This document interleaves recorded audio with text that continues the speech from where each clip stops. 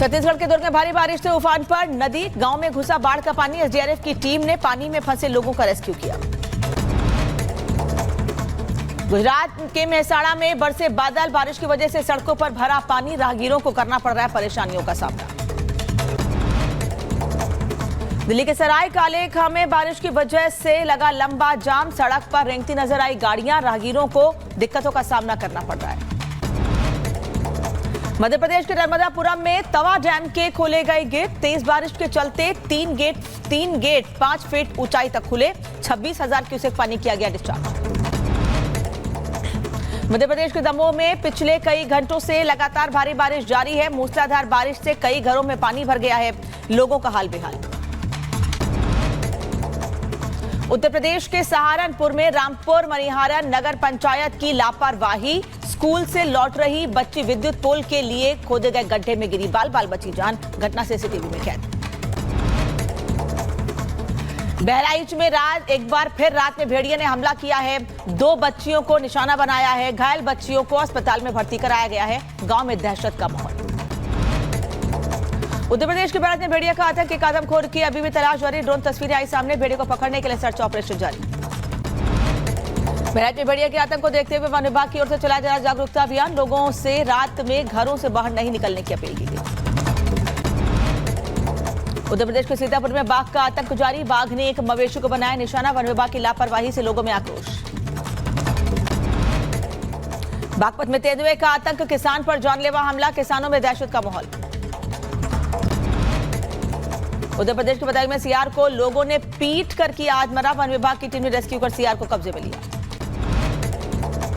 पाकिस्तान ने cease fire का किया उल्लंघन, अखनूर में पाकिस्तानी सेना की तरफ से की गई फायरिंग, गोलीबारी में बीएसएफ का एक जवान घायल, मुठभेड़ में के बाद हाई अलर्ट पर सेना। सीमा पर फायरिंग के बाद की तस्वीरें आई सामने, कैमरे में नजर आया पाकिस्तानी झंडा, गोलीबारी में घायल होने के बाद बीएसएफ के जवान को अस्पताल में कराया गया भर्ती। पाकिस्तान रेंजर्स की यूनिट 24 चिनाब रेंजर्स की ओर से की गई फायरिंग, पाकिस्तानी पोस्ट मोहम्मद असलम से गोलीबारी।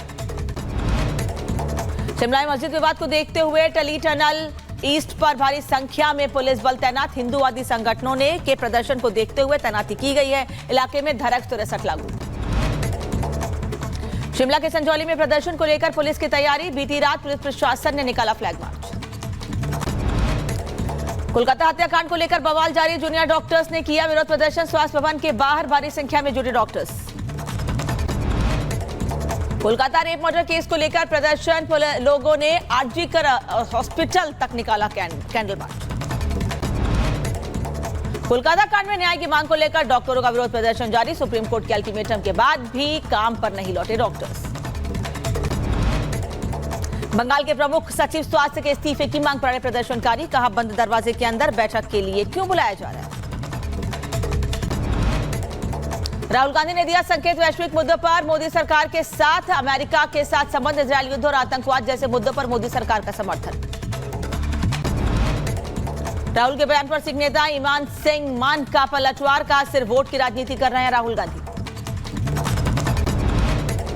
यूएसए भारत विरोधी इल्हान उमर से मिले राहुल गांधी, मुलाकात पर शहजाद पूनावाला ने उठाए सवाल, उमर से राहुल गांधी को क्यों मिलना पड़ा। आज ग्रेटर नोएडा के दौरे पर रहेंगे पीएम मोदी, सीएम योगी भी रहेंगे साथ। इंडिया एक्सपो मार्ट में सेमिकॉन इंडिया 2024 का उद्घाटन करेंगे पीएम।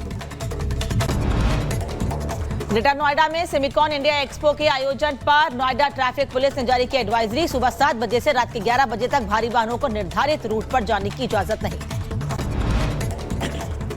लखनऊ में आज राज्य महिला आयोग के उपाध्यक्ष का कार्यभार ग्रहण करेंगी अपर्णा यादव, शासन ने अधिसूचना के तहत नामित किया था पद। बुलंदशहर में पुलिस और गौ तस्करों के बीच मुठभेड़, पुलिस ने 6 तस्करों को किया गिरफ्तार, 3 के पैर में लगी गोली। उत्तर प्रदेश के बलिया में आपसी विवाद में युवक पर चाकू से हमला, इलाज के दौरान युवक की मौत, 3 आरोपियों को पुलिस ने हिरासत में लिया।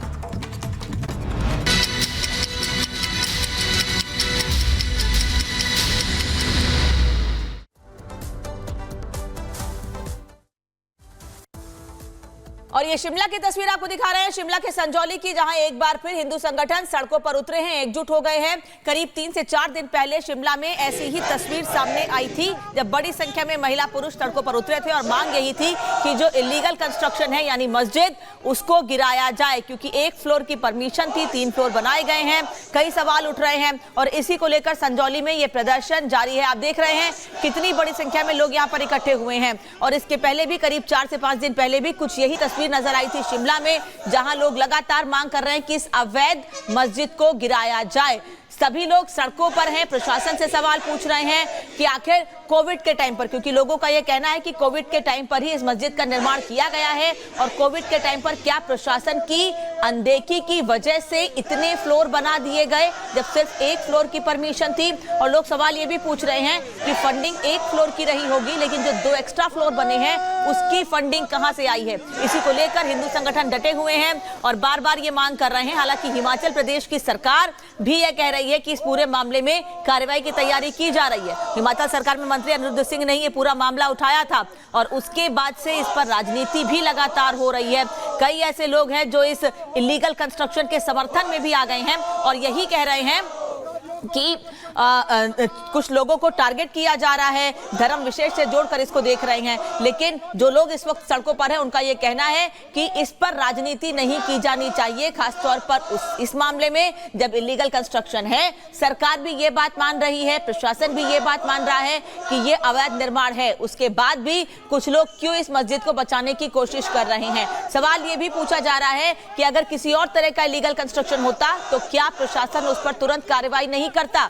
फिर आखिर क्यों केवल मस्जिद होने की वजह से ही रियायत बरती जा रही है, इस वजह से यहाँ पर इलीगल कंस्ट्रक्शन पर कोई भी एक्शन नहीं लिया जा रहा है। ये सवाल पूछते हुए आप देख रहे हैं लोग सड़कों पर उतरे हुए हैं और बड़ी संख्या में इसमें महिलाएं भी शामिल हैं और धीरे धीरे इनके साथ इकट्ठे हो रहे हैं और ज्यादा लोग। और इसी तरह की जो तस्वीर पहले सामने आई उसको देखते हुए आज जगह जगह पर पुलिस प्रशासन भी तैनात कर दिया गया है कि माहौल बिगड़े मत, स्थितियां नियंत्रण में रहे। मामला कहा जा रहा है कि मामला अभी लीगल तौर पर कोर्ट में है, तो ऐसे में बहुत ज्यादा कार्रवाई इस पर नहीं की जानी चाहिए। लेकिन सरकार को लेकर लोगों में इसको लेकर नाराजगी है कि जब पूरी तस्वीर साफ हो चुकी है, आपको पता है कि यह अवैध निर्माण है, उसके बाद भी आखिर क्यों तुरंत इस पर कार्रवाई नहीं की जा रही है। जबकि सरकार का कहना है कि अभी इंतजार किया जा रहा है। बता दें आपको कि हिमाचल सरकार की ओर से भी कई दलीलें सामने आई हैं। वो कह रहे हैं कि एनजीटी के मानकों के खिलाफ निर्माण हुआ है, लेकिन क्योंकि मामला अभी कोर्ट में है तो इस पर बहुत ज्यादा एक्शन अभी नहीं लिया जा सकता है।